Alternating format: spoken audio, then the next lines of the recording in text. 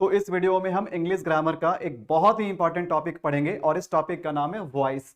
कोई भी एग्जाम्स हो, चाहे स्कूल का एग्जाम हो, चाहे कॉलेज का एग्जाम हो, चाहे यूनिवर्सिटी का एग्जाम हो, या फिर कोई कॉम्पिटिटिव एग्जाम्स हो जहां पर इंग्लिश का पेपर होता हो, जहां पर इंग्लिश का टेस्ट होता हो, वहां पर एक्टिव वॉइस और पैसिव वॉइस के क्वेश्चंस आते ही आते हैं।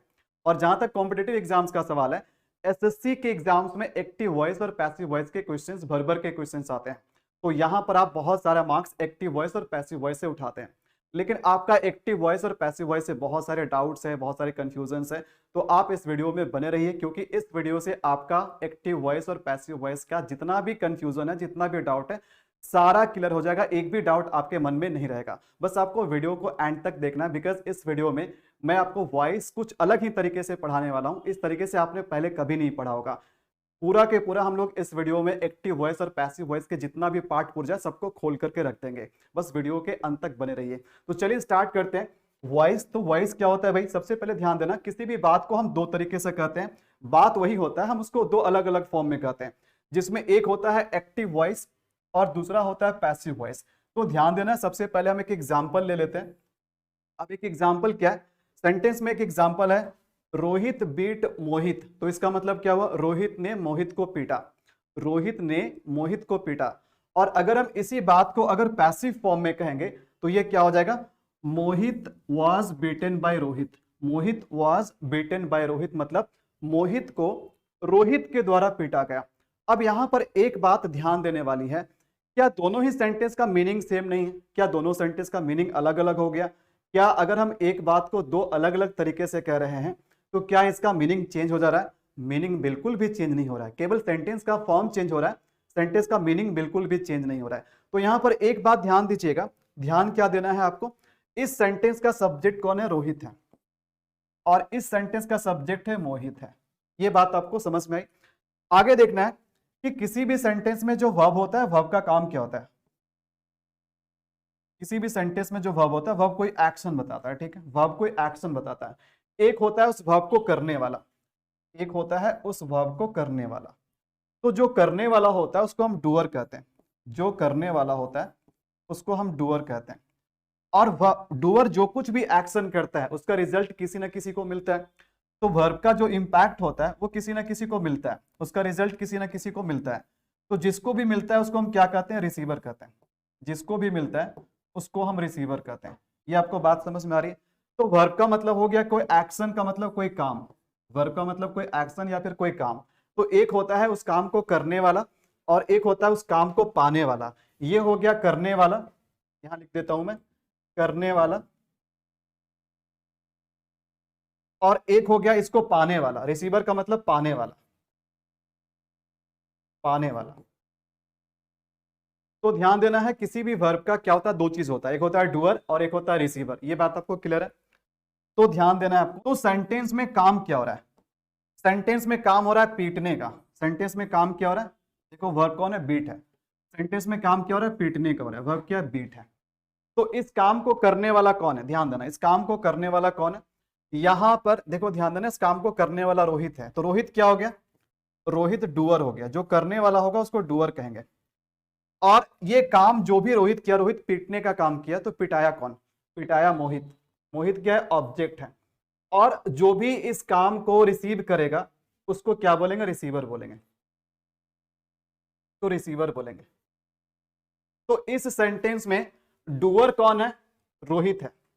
और रिसीवर कौन है? मोहित है। जो करने वाला है वो रोहित है, मतलब डूअर है। और जो पाने वाला है, मतलब जो पिटाया, वो क्या है? रिसीवर है। ये बात आपको क्लियर है? तो यहां पर भी हम इस सेंटेंस पे भी ध्यान देंगे। तो यहां पर देखो, मोहित सब्जेक्ट के जगह पे आया, लेकिन मोहित क्या है?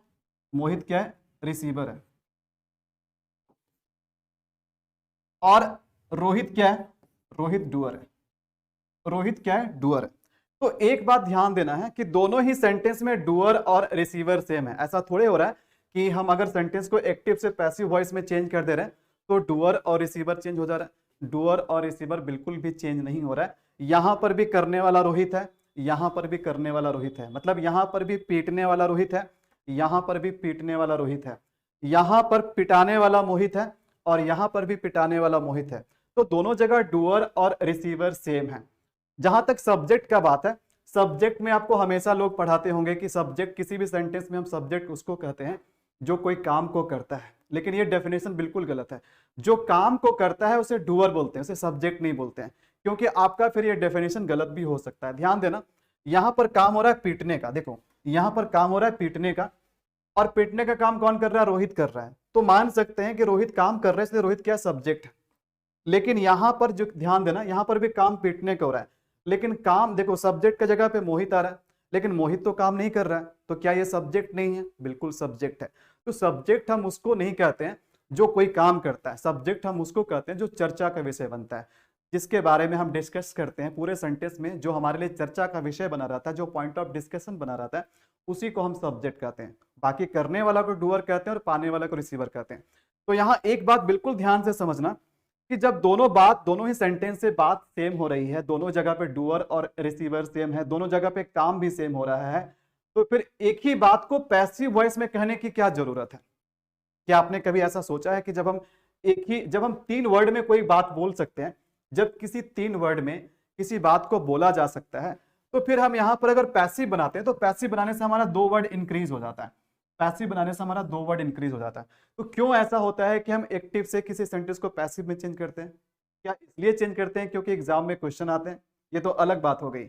बल्कि ध्यान देना, आज मैं इस वीडियो में समझाऊंगा कि पैसिव वॉइस की जरूरत क्यों पड़ती है।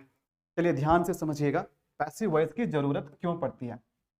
तो देखो, सब्जेक्ट के जगह पे हम उसी को रखते हैं जिसको हम इंपॉर्टेंस देना चाहते हैं, जिसको हम चर्चा का विषय बनाना चाहते हैं।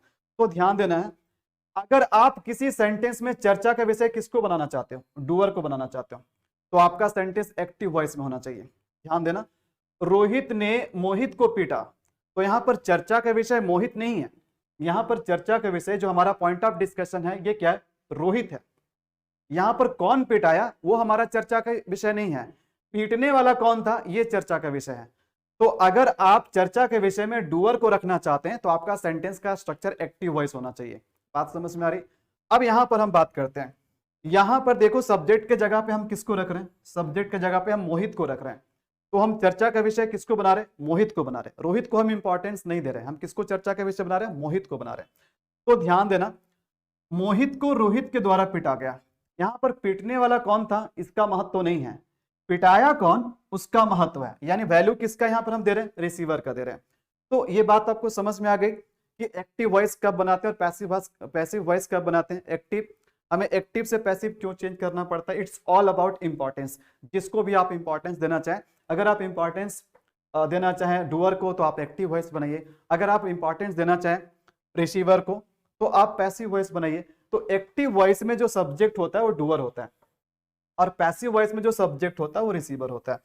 तो ये किस पे डिपेंड करता है? ये आप किसको वैल्यू देते हैं, किसको आप महत्व देते हैं, किसको आप इंपॉर्टेंस देते हैं। सिंपल सी बात, आप अपने किसी 2 फ्रेंड का नाम बताइए, आप अपने किसी 2 फ्रेंड का नाम बताइए। जैसे आपने बताया सूरज और मुकेश, आपने 2 फ्रेंड में किसका किसका नाम बताया?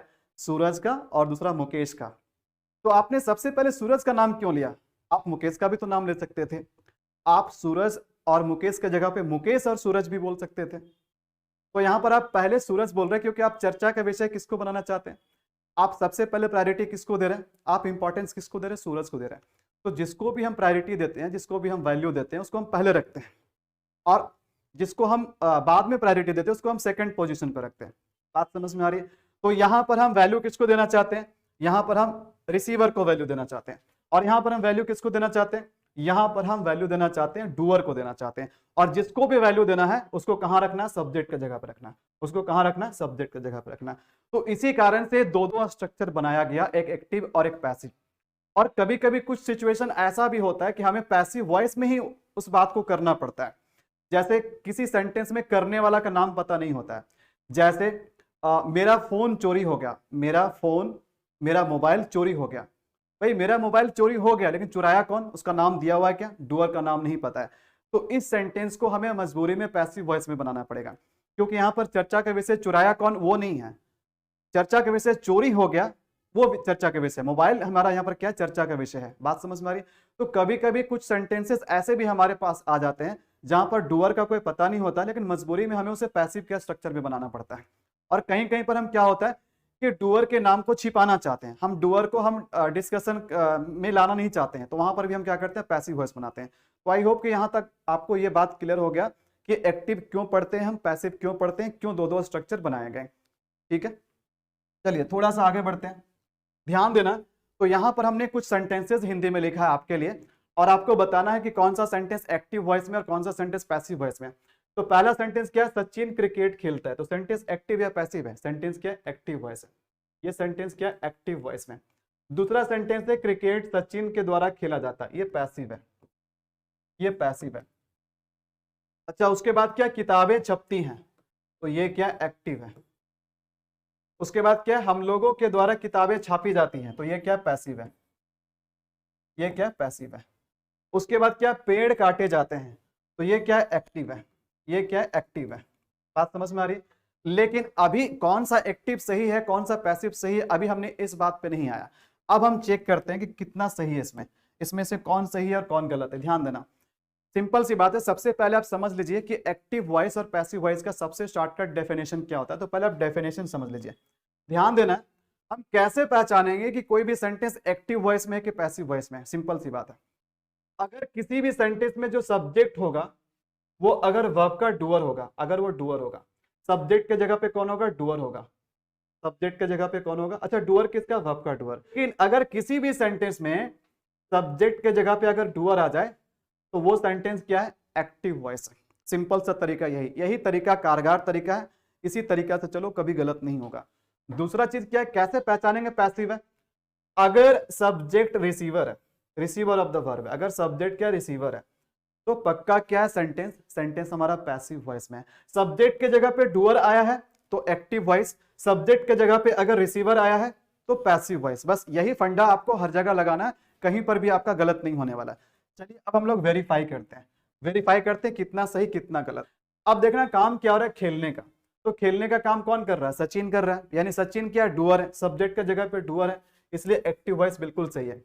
अच्छा, यहाँ पर सब्जेक्ट के जगह पे कौन है, क्रिकेट है, लेकिन क्रिकेट खुद को खेलेगा क्या, क्रिकेट खुद को तो नहीं खेल पाएगा, यानी सब्जेक्ट रिसीवर है, सब्जेक्ट यहाँ डूअर नहीं रिसीवर है, तो इसलिए क्या है, ये पैसिव वॉइस है, ये बिल्कुल सही है। नेक्स्ट देखते हैं, सब्जेक्ट की जगह पे किताबें हैं और काम हो रहा है छापने का। भाई किताब खुद को तो नहीं छापेगा, यानी किताब तो डूअर नहीं बन सकता, किताब तो कोई एक्शन नहीं करेगा, तो यहाँ पर सब्जेक्ट की जगह पे क्या, रिसीवर है। तो अगर रिसीवर है तो इसका मतलब ये सेंटेंस एक्टिव वॉइस में नहीं होगा, ये सेंटेंस पैसिव वॉइस में होगा, ये सेंटेंस पैसिव वॉइस में होगा, ये सेंटेंस पैसिव वॉइस में होगा। अभी ध्यान देना, हम लोगों के द्वारा किताबें छापी जाती हैं, तो यहाँ पर क्या, अगेन क्या, सब्जेक्ट कौन है भाई, सब्जेक्ट, ध्यान देना थोड़ा सा यहाँ पर हमको चेंज करना पड़ेगा। यहाँ पर सब्जेक्ट हम लोग नहीं है, यहाँ पर जो सब्जेक्ट है वो किताबें हैं, यहाँ पर जो सब्जेक्ट है वो क्या, किताबें हैं। सब्जेक्ट कौन है, किताबें, क्योंकि यहाँ पर के द्वारा लगा हुआ है। बात समझ में आ रही है।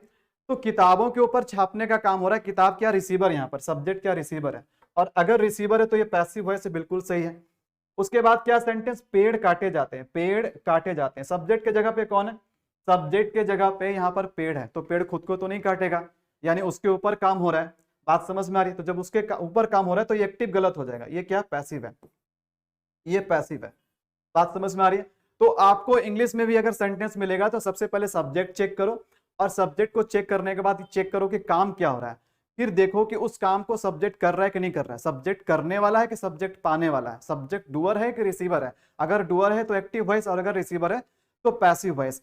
दूसरी बात ये भी समझना, एक्टिव वॉइस में सब्जेक्ट खुद से काम करता है, एक्टिव वॉइस में सब्जेक्ट खुद से काम करता है, और पैसिव वॉइस में काम सब्जेक्ट के ऊपर होता है, पैसिव वॉइस में काम सब्जेक्ट के ऊपर होता है। ये बात आपको यहां तक क्लियर है। चलिए आगे बढ़ते हैं।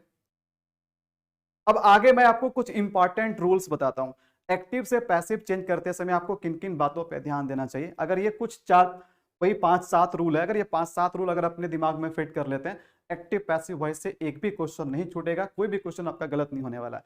तो important rules to change from active to passive voice, जिसमें पहला रूल क्या है, ध्यान देना, जिसमें पहला रूल क्या है, पहला रूल है the subject and the object will interchange their places. तो एक्टिव से पैसिव चेंज करने के प्रोसेस में सब्जेक्ट और ऑब्जेक्ट आपस में अपने अपने स्थान को बदल लेंगे। चलिए एग्जांपल से समझते हैं। ए आर का मतलब हुआ एक्टिव रूल और पी आर का मतलब हुआ पैसिव रूल। तो एक्टिव में हमने एक सेंटेंस लिया, Sonu cut the cake, Sonu ने केक काटा, तो यहाँ पर सब्जेक्ट में कौन है, सोनू है, और ऑब्जेक्ट में कौन है, द केक है। तो जब इसी सेंटेंस को पैसिव में चेंज करेंगे तो जो ऑब्जेक्ट है उसको हम सब्जेक्ट बना देंगे और जो सब्जेक्ट है उसको हम ऑब्जेक्ट बना देंगे, यानी सब्जेक्ट और ऑब्जेक्ट आपस में अपने अपने स्थान को क्या करेंगे, बदल लेंगे, अपने अपने स्थान को, सब्जेक्ट और ऑब्जेक्ट क्या करेंगे, अपने अपने स्थान को इंटरचेंज कर लेंगे। बात आपको समझ में आ रही है? तो ध्यान देना है यहाँ पर। तो यहाँ पर हम क्या देख रहे हैं कि जो सब्जेक्ट था वो पैसिव में ऑब्जेक्ट बन गया और जो ऑब्जेक्ट था वो पैसिव में क्या बन गया, सब्जेक्ट बन गया। तो पहला काम आपको क्या करना है, सब्जेक्ट और ऑब्जेक्ट को इंटरचेंज करना। सेकंड चीज पे चलते हैं। देखो सेकंड पॉइंट क्या है, second point is the most important point, बहुत ध्यान से देखना है। देखो B plus V three, B plus V three is most important. देखो क्या बोल रहा है, मोस्ट इंपॉर्टेंट किसी भी पैसिव वॉइस में, ध्यान देना, B plus V three is most important for passive voice. अगर आपका सेंटेंस पैसिव वॉइस में है तो बी प्लस वी थ्री का होना बहुत जरूरी है, मैंडेटरी है, कंपलसरी है। इसके बिना कुछ रहे या ना रहे, लेकिन बी प्लस वी थ्री किसी भी पैसिव वॉइस के स्ट्रक्चर में होना चाहिए। ये पैसिव वॉइस का आत्मा है, ये होगा तभी पैसिव वॉइस बनेगा, इसलिए दिस इज मोस्ट इंपॉर्टेंट। अब ध्यान देना, V3 तो सब जगह रहेगा पैसिव वॉइस में, V3 सब जगह कांस्टेंट रहेगा, चाहे वो प्रेजेंट टेंस में हो, चाहे पास्ट टेंस में, चाहे फ्यूचर टेंस में हो, सब जगह V3 कांस्टेंट रहेगा।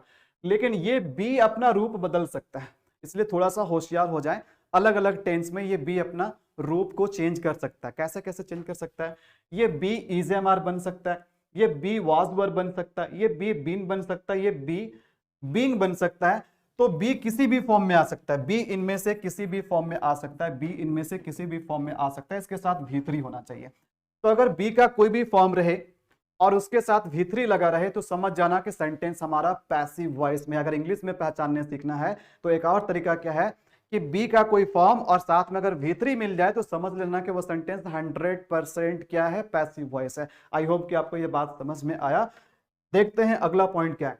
अगला पॉइंट ध्यान देना, यहां बोल रहा है continuous tenses, continuous tenses being is used in the passive voice of all continuous tenses. अगर आप कंटिन्यूअस टेंस को अगर पैसिव वॉइस में चेंज कर रहे हो, कंटिन्यूअस टेंस का मतलब जहां रहा रही मिलता है, जहां से कंटिन्यूटी का भाव मिलता है, जहां के मेन वर्ब होते हैं आईएनजी के फॉर्म में, तो कंटिन्यूअस टेंस का अगर आप पैसिव बना रहे हो ना तो वहां पर बीइंग लगाना बहुत जरूरी है। इसके बिना फिर पैसिव संभव नहीं है। कंटिन्यूअस टेंस में बीइंग लगाना बहुत इंपॉर्टेंट है। आगे देखना, देखो फोर्थ पॉइंट हमारा क्या है, been is used in the passive voice of all perfect tenses. अगर आप परफेक्ट टेंस का अगर आप पैसिव बना रहे हो तो वहां पर आपको क्या लगाना है, वहां पर आपको बीन लगाना है। ये सारे छोटे छोटे चीज है जो आपको पेपर में भी ध्यान देना पड़ेगा कि वहां पर बीन लगा है कि नहीं लगा है, वहां पर बीइंग लगा है कि नहीं लगा है। इसी से आप तुरंत फटाफट क्वेश्चन लगाओगे। तो ये बहुत इंपॉर्टेंट पॉइंट्स है कि परफेक्ट टेंस अगर पैसिव बना रहे हैं तो बीन आपको लगाना पड़ेगा। यहां पर हम बार बार टेंस का बात कर रहे हैं, परफेक्ट टेंस कर रहे हैं, कंटिन्यूअस टेंस की बात कर रहे हैं, सिंपल प्रेजेंट की बात कर रहे हैं। तो एक्टिव और पैसिव वॉइस को समझने के लिए सबसे पहले आपका टेंस का बैकग्राउंड बहुत अच्छा होना चाहिए, आपका टेंस पे पकड़ बहुत जबरदस्त होना चाहिए, तब ये चैप्टर आपके लिए और भी आसान हो जाता है। तो अगर अभी तक आपने मेरा टेंस वाला वीडियो नहीं देखा तो मैं आपको इसका लिंक नीचे डिस्क्रिप्शन में दे दूंगा या फिर प्लेलिस्ट में जाकर के भी आप चेक कर सकते हैं। टेंस को भी मैंने बिल्कुल ही बेहतरीन तरीके से पढ़ाया है, बिल्कुल खोल करके मैंने पढ़ाया है। तो आप बिल्कुल उस वीडियो को देख लीजिएगा, इससे क्या होगा, वॉइस आपका और भी आसान हो जाएगा। आगे का पॉइंट हम देखते हैं, आगे का ध्यान देना, ओनली ट्रांजिटिव वर्ब्स है पैसिव वॉइस, केवल ट्रांजिटिव वर्ब्स के पैसिव वॉइस बनाने हैं। अब भैया ये ट्रांजिटिव वर्ब्स क्या होते हैं, ट्रांजिटिव वर्ब्स क्या होते हैं, इंट्रांजिटिव वर्ब्स क्या होते हैं, क्रिया। तो सकर्मक क्रिया और अकर्मक क्रिया के बारे में आपने पहले कभी सुना होगा। तो केवल ट्रांजिटिव वर्ब्स का यानी सकर्मक क्रिया का पैसिव वॉइस बनता है, इंट्रांजिटिव वर्ब्स यानी अकर्मक क्रिया का पैसिव वॉइस नहीं बनता है। थोड़ा सा मैं बता देता हूं ट्रांजिटिव और इंट्रांजिटिव क्या होता है। जो वर्ब अपने बाद ऑब्जेक्ट लेता है उसे हम कहते हैं ट्रांजिटिव वर्ब्स, और जो वर्ब अपने बाद ऑब्जेक्ट नहीं लेता है उसे बोलते हैं इंट्रांजिटिव वर्ब। तो सिंपल सी बात है, जब हम पैसिव में चेंज करते हैं तो ऑब्जेक्ट को हम सब्जेक्ट बनाते हैं, तो जो वर्ब ऑब्जेक्ट लेगा ही नहीं उसको हम सब्जेक्ट कैसे बनाएंगे, इसलिए इंट्रांजिटिव वर्ब का पैसिव वॉइस नहीं होता है, केवल ट्रांजिटिव वर्ब्स का होता है, क्योंकि ट्रांजिटिव वर्ब जो होता है अपने बाद ऑब्जेक्ट ले लेता है। अगर आपको ट्रांजिटिव वर्ब, इंट्रांजिटिव वर्ब और डायरेक्ट ट्रांजिटिव वर्ब के बारे में डिटेल में जानना है तो उसका वीडियो का लिंक भी मैं डिस्क्रिप्शन में दे दूंगा, उस पर भी वीडियो ऑलरेडी बना चुके हैं हम, आप उसको बिल्कुल जरूर देखिएगा। आगे का पॉइंट क्या है, आगे का पॉइंट है, ये उन लोगों के लिए ये पॉइंट बनाया गया है जिसे लगता है कि पैसिव वॉइस में बाय लगाना बहुत जरूरी है। ये जरूरी नहीं है। बहुत सारे बच्चों को लगता है कि जब तक बाय नहीं लगाएंगे तब तक वो सेंटेंस हमारा पैसिव वॉइस नहीं होगा, बट इसके लगाने का भी, बाय लगाने के लिए भी कुछ लिमिटेशन है। ध्यान देना, the preposition by is used only when the doer is given, only when the doer is given. तो किसी भी सेंटेंस में अगर डूअर दिया हुआ रहेगा तभी आप प्रीपोजिशन बाय लगाएंगे। बात समझ में आ रही है? देखते हैं, तो चलिए यहां से हम नेक्स्ट और आखिरी पॉइंट देखते हैं। तो ध्यान देना है, देखो 7वें नंबर पॉइंट में क्या लिखा हुआ है। केस के बारे में बात करें तो प्रोनाउन के अलग अलग केस होते हैं, नाउन और प्रोनाउन के 3 केसेस होते हैं। एक होता है सब्जेक्टिव केस, एक होता है ऑब्जेक्टिव केस और एक होता है पजेसिव केस। पजेसिव केस जो होता है वो संबंध बताने का काम करता है, अधिकार बताने का काम करता है। सब्जेक्टिव केस का मतलब जो सब्जेक्ट के जगह पे आए, ऑब्जेक्टिव केस का मतलब जो ऑब्जेक्ट के जगह पे आए। तो यहाँ एक्टिव और पैसिव वॉइस में हमें केवल 2 केस की जरूरत है, एक सब्जेक्टिव और एक ऑब्जेक्टिव। क्यों? क्योंकि सब्जेक्ट और ऑब्जेक्ट अपने अपने स्थान को बदल लेते हैं, तो प्रोनाउन में थोड़ा सा आपको ध्यान रखना पड़ेगा क्योंकि प्रोनाउन के फॉर्म अलग अलग होते हैं। तो अगर सब्जेक्ट के जगह पे आई लिखा रहे तो आपको ऑब्जेक्टिव में किस में चेंज कर देना, मी में चेंज करना है। अगर सब्जेक्ट के जगह पे यू रहे तो ऑब्जेक्ट में भी यू ही रहेगा। अगर सब्जेक्ट के जगह पे ही रहे तो ऑब्जेक्ट में हिम रखना है आपको। शी का ऑब्जेक्टिव क्या होता है, हर होता है। दे का ऑब्जेक्टिव क्या होता है, देम होता है। और वी का ऑब्जेक्टिव क्या होता है, वी का ऑब्जेक्टिव होता है अस। तो ये प्रोनाउन पे आपको बिल्कुल ध्यान रखना है कि सब्जेक्टिव केस में देखो कोई भी प्रोनाउन अगर सब्जेक्टिव केस में रखेगा तो इस फॉर्म में हम लोग रखेंगे इसको, और अगर इसी को अगर हमें ऑब्जेक्टिव में चेंज करना है तो आई का मी, यू का यू, ही का हिम, शी का हर, इट का इट, दे का देम और वी का अस हो जाता है। अगर यहां पर कोई नाउन रह जाए तो क्या करेंगे हम? अगर यहां पर कोई नाउन रह जाए, जैसे अगर यहां पर रमेश लिखा हुआ है, अगर रमेश सब्जेक्टिव में है तो ऐसा मत कर देना कि ऑब्जेक्ट में आप इसको सुरेश लिख देना, ठीक है? आप इसको ऑब्जेक्ट में सुरेश लिख देना, ऐसा गलती कभी मत करना कि ऑब्जेक्टिव में अगर रमेश है तो सब्जेक्टिव में अगर रमेश है तो ऑब्जेक्टिव में सुरेश हो जाएगा। नाउन कभी चेंज नहीं होता, नाउन का फॉर्म चेंज नहीं होता है। इसलिए अगर नाउन है सब्जेक्ट के जगह में तो ऑब्जेक्ट के जगह में भी वही चीज रहेगा, चेंज नहीं होगा। अगर सब्जेक्ट में रमेश है तो ऑब्जेक्ट में भी रमेश रहेगा। यानी 2 अलग अलग फॉर्म प्रोनाउन के होते हैं, नाउन के अलग अलग 2 फॉर्म नहीं होते हैं। यहां तक आपको ये सारा इंपॉर्टेंट बात आपको पता चल गया। टोटल 1 से लेकर के हमने 7 पॉइंट बताए। अगर ये 7 पॉइंट को अगर दिमाग में फिट कर लेना तो वॉइस आपके लिए बच्चों का खेल बन जाएगा, ठीक है? मैं ऐसा बोल रहा हूं, शायद आपको बिलीव नहीं हो रहा होगा, लेकिन जब आप क्वेश्चन लगाएंगे ना तब आपको पता चलेगा कि हम ठीक जो भी बात मैं बोल रहा था बिल्कुल सही बात बोल रहा था। ध्यान देना, आगे ध्यान देना। तो यहां से अलग अलग टेंस में हम वॉइस को रखते हैं और अलग अलग टेंस में जो सबसे ज्यादा हमारे लिए प्रॉब्लम क्रिएट करता है वो होता है हेल्पिंग वर्ब। तो हेल्पिंग वर्ब के बारे में थोड़ा सा आप जान लीजिए। ऊपर में देखो टेंस लिखा हुआ है, इधर एक्टिव वॉइस और इधर पैसिव वॉइस है। तो अगर प्रेजेंट इंडेफिनिट टेंस होगा तो प्रेजेंट इंडेफिनिट टेंस में आपको क्या मिलेगा? एक्टिव वॉइस में हेल्पिंग वर्ब में आपको मिलेगा डू या डज या फिर एस या ईएस मिलेगा। यानी वर्ब में क्या मिलेगा? एस या ईएस मिलेगा, यानी कि आपको V1 और V5 मिलेगा।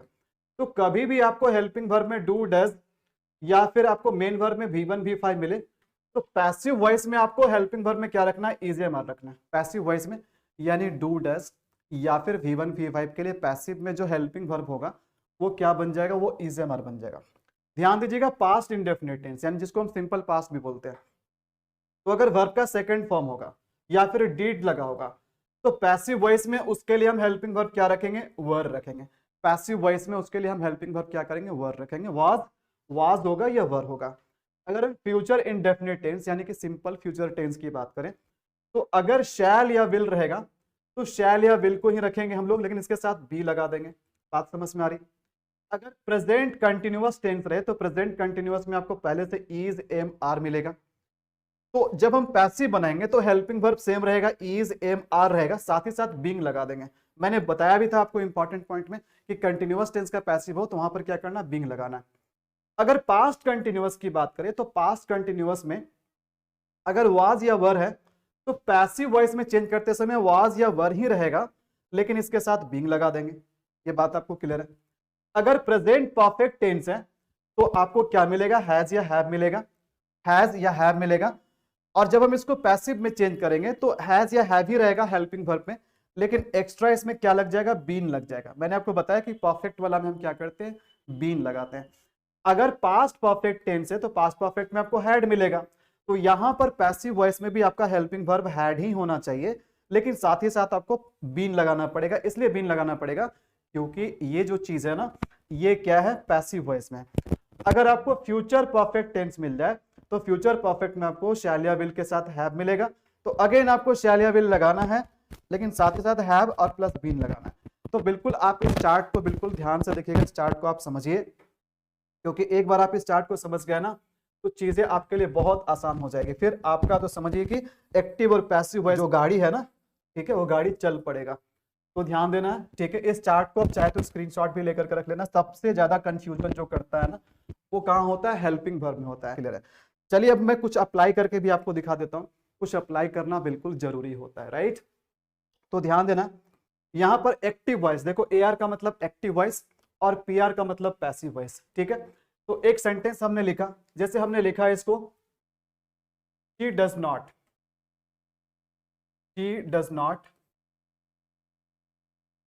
write a letter, she does not write a letter।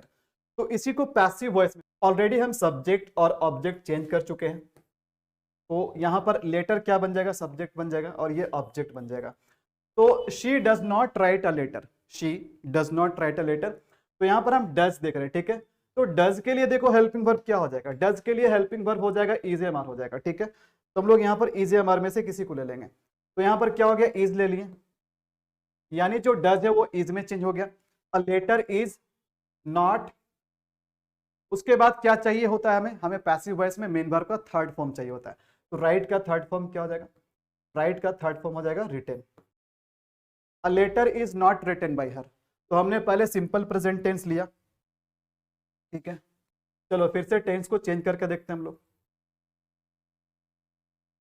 अगर हम पास्ट टेंस लेते हैं, शी रोट अ लेटर, तो रोट क्या है, रोट हमारा V2 है, रोट V2 है, ठीक है। रोट क्या है, V2 है पास्ट टेंस में। तो पास्ट टेंस में V2 का मतलब ध्यान देना, यहां पर हमारा V2 है, सेकंड फॉर्म ऑफ वर्ब है या फिर डिड है। तो इसके लिए पैसिव वॉइस में जो हेल्पिंग वर्ब लेंगे वो वाज या वर लेंगे, वाज या वर लेंगे। तो हमने वाज ले लिया, और अगेन जो हमारा वर्ब है उसका वर्ब 3, तो रोट का वर्ब 3 क्या हो जाएगा, रिटन हो जाएगा, रिटन हो जाएगा। अ लेटर, देखो she wrote a letter was written by her. तो यहां पर V2 जो हमारा है इसके लिए हेल्पिंग वर्ब हमने क्या लिया, वाज लिया। ये बात आपको समझ में आया। चलो एक एक दो और अप्लाई करके देखते हैं हम लोग, और भी कुछ अप्लाई करके देखते हैं। तो आपको इसी तरह से एक चार्ट बना लेना है, दो सेंटेंसेस लिख लेना है, यहाँ पर एक ब्लैंक स्पेस रखना है और अलग अलग टेंस को क्या करना है, अप्लाई करना है यहाँ पर। जैसे यहाँ पर हम डीड लगा लेते हैं, जैसे यहाँ पर हम डीड लगा लेते हैं, he did not write a letter। तो अगेन यहाँ पर डीड लगा हुआ है, तो डीड के लिए हम क्या करेंगे, वाज लगा देंगे। तो देखो नोट लगाओ तो नोट भी लगा देंगे, अ लेटर वाज नॉट, फिर राइट का भर्तरी क्या हो जाएगा, रिटर्न हो जाएगा, इसका भर्तरी रिटर्न हो जाएगा। तो टेंस पे पकड़ आपका होना चाहिए, बाकी आप अलग अलग टेंस में ऐसे फिट करके देखो, सारा चीज बहुत आसानी से फिट हो जाएगा। चलिए एक लास्ट और अप्लाई करके देखते हैं हम लोग, एक और अप्लाई करके देख लेते हैं, एक और अप्लाई कर लेते हैं। तो ध्यान देना, जैसे हमने लिखा she is writing a letter. तो देखो यहाँ पर ING लगा हुआ, ING का मतलब हो गया सेंटेंस हमारा कंटिन्यूअस में है, और कौन सा कंटिन्यूअस है, इज के साथ है, तो प्रेजेंट कंटिन्यूअस है। और प्रेजेंट कंटिन्यूअस अगर होगा, देखो प्रेजेंट कंटिन्यूअस होगा तो इजएमआर को हम क्या करेंगे, इजएमआर ही रखेंगे। बस यहाँ पर क्या करेंगे, अलग से यहाँ पर हम बीइंग लगा देंगे, यहाँ पर अलग से हम बीइंग लगा देंगे। तो क्या हो जाएगा, इज रख देते हैं, अ लेटर इज बीइंग, और राइट का वर्ब 3 क्या होता है, रिटन होता है। क्योंकि पैसिव वॉइस में जितने भी वर्ब आएंगे ना सब बेहतरीन हो जाएंगे, जितने भी जो मेन वर्ब होगा वो किसी भी टेंस में क्या होगा, मेन वर्ब को हमें वर्ब 3 के फॉर्म में रखना पड़ेगा। तो a letter is being written by her. तो इसी तरीके से आपको क्या करना है, एक इसका स्क्रीनशॉट लेना। देखो मैं इसको पहले ब्लैंक कर देता हूं, ठीक है। एक इसका स्क्रीनशॉट लेना है और एक इस चार्ट का स्क्रीनशॉट लेना है। फिर आपको क्या करना है, प्रैक्टिस कुछ इस तरह से करना, सभी में अलग अलग टेंस पुट करो और उसका एक्टिव से पैसिव में चेंज करो। तो आई होप कि आपको अब एक्टिव और पैसिव का सारा कंसेप्ट समझ में आ गया, जो भी मैंने इंपॉर्टेंट पॉइंट्स बताया ये भी समझ में आया, एक्टिव वॉइस क्यों बनाते हैं, पैसिव वॉइस क्यों बनाते हैं ये भी समझ में आया। अब आपका एक्टिव पैसिव से कोई भी डाउट नहीं रहा होगा। बस एक चीज की कमी अभी है, प्रैक्टिस। प्रैक्टिस हर जगह चाहिए होता है, आप लोग बिल्कुल प्रैक्टिस कीजिए, ढेर सारा सेंटेंसेस आप कन्वर्ट करके देखिए। अब आपको पता चलेगा, अगर आप एग्जाम्स का पेपर प्रीवियस ईयर क्वेश्चन भी लगा रहे हैं, तो आपको पता चल जाएगा कि अगर वहां पर वो चीज आपका गलत हो रहा है तो क्यों गलत हो रहा है, उसका रीजन पता चलेगा, क्योंकि मैंने सारे चीज को बिल्कुल अलग अलग पार्ट में खोल करके आपको बताया।